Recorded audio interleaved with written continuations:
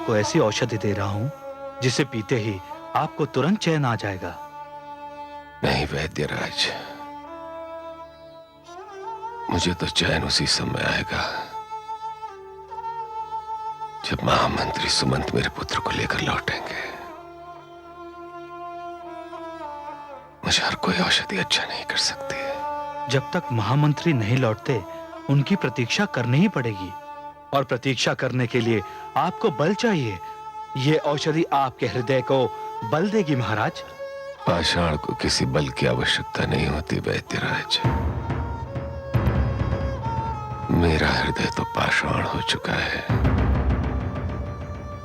अन्यथा राम के जाते ही मेरे प्राण न निकल जाते। ऐसा मत कहिए महाराज, औषधि ले लीजिए। मैं अपने सुहाग की दुहाई देती हूँ, औषधि ले लीजिए महाराज। वैद्यराज, लाइए औषधि, मैं पिलाती हूँ। महाराज,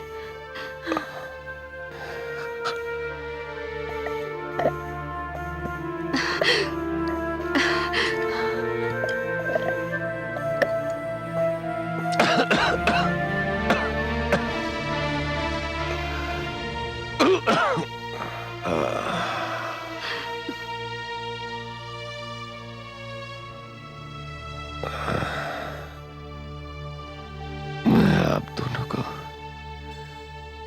कैसे बताऊं कि मैं स्वयं को आपके समक्ष कितना लज्जित पाता हूं। मैंने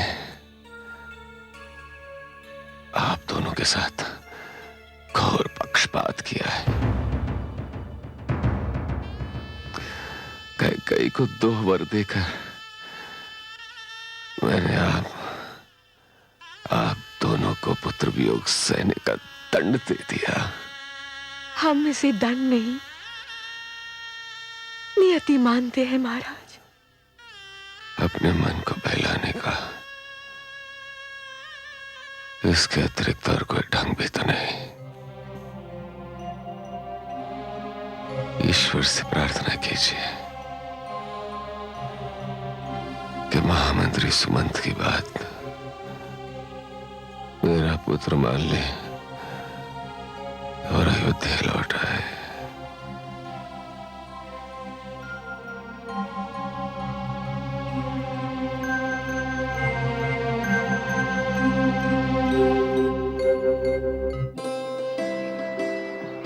आइए प्रभु, आइए।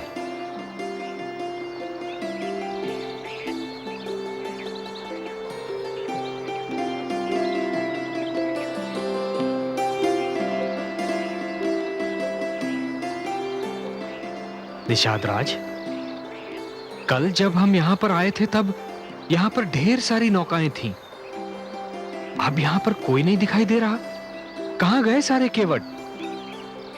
हे श्री राम, ये सुनते हैं कि उनमें से किसी एक को अपनी नौका पर बैठाकर आपको उस पार ले जाना होगा।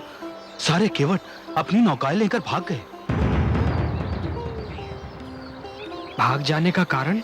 भय प्रभु। किसका भय? मेरा? नहीं नहीं प्रभु, आपका भय नहीं। आप तो स्वयं भयभंजन हैं। आपका नाम लेते ही मन के सारे भय दूर हो जाते हैं। बड़ी विचित्र बात है निषाद राज। ये भी कहते हो कि भयभीत हैं, फिर ये भी कहते हो कि मुझसे भयभीत नहीं है, तो किससे भयभीत हैं? आपके चरणों की धूल से प्रभु। धूल से? धूल से क्या डरना निषाद राज? हे श्री राम, सारा संसार जानता है कि आपके चरणों की धूल लगते ही पत्थर की मूर्ति जीती जागती देवी बनकर जी उठी। वो तो पत्थर थी, हम निर्धनों की नौकाएं तो काठ ही है। यदि आपके चरणों की धूल ने इन्हें कुछ और बना दिया तो हम सब भूखे मर जाएंगे। इन्हीं नौकाओं के कारण हम अपना और अपने परिवार का पेट पालते हैं। हे श्री राम, यही कारण है कि सारे नाविक अपनी नौकाएं लेकर भाग खड़े हुए। निषाद राज, आपने तो मुझे असमंजस में डाल दिया। अब चरणों की धूल का भला मैं क्या कर सकता हूं? इस समस्या का समाधान तो मेरे पास भी नहीं है। हे कौशल्य नंदन, यदि आप मेरी बात मान जाएं, तो मेरे पास इस समस्या का समाधान है। तो बताओ ना। हे प्रभु, आप मुझे अपने पांव पखारने दीजिए।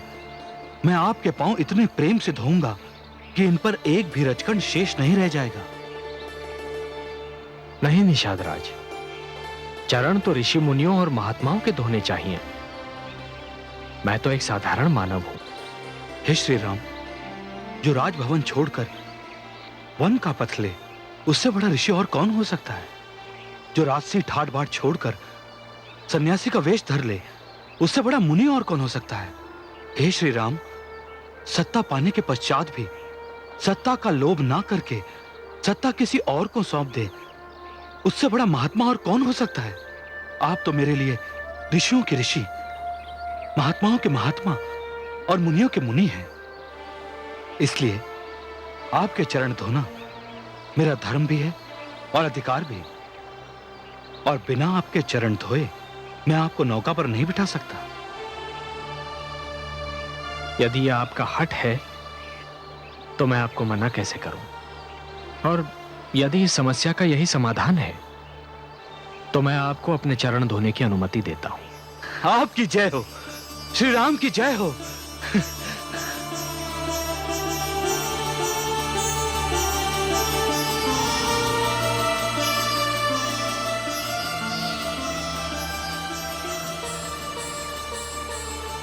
विराजे श्री राम।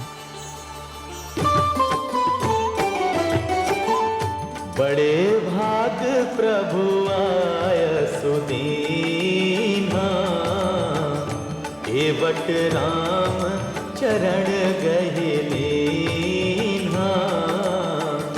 देखे सहज सुमित्रा नंदन, कैसे होता हृदय समर्पण, कैसे होता हृदय समर्पण।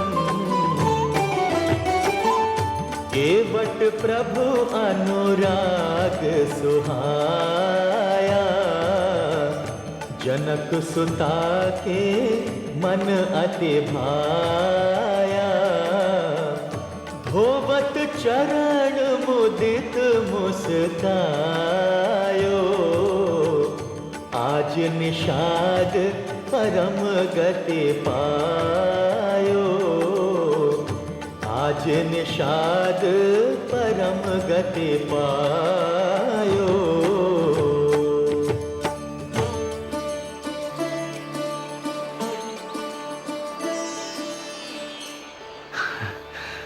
प्रभु, मैं धन्य हूं।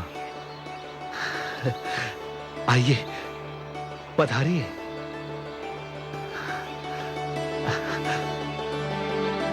आइए।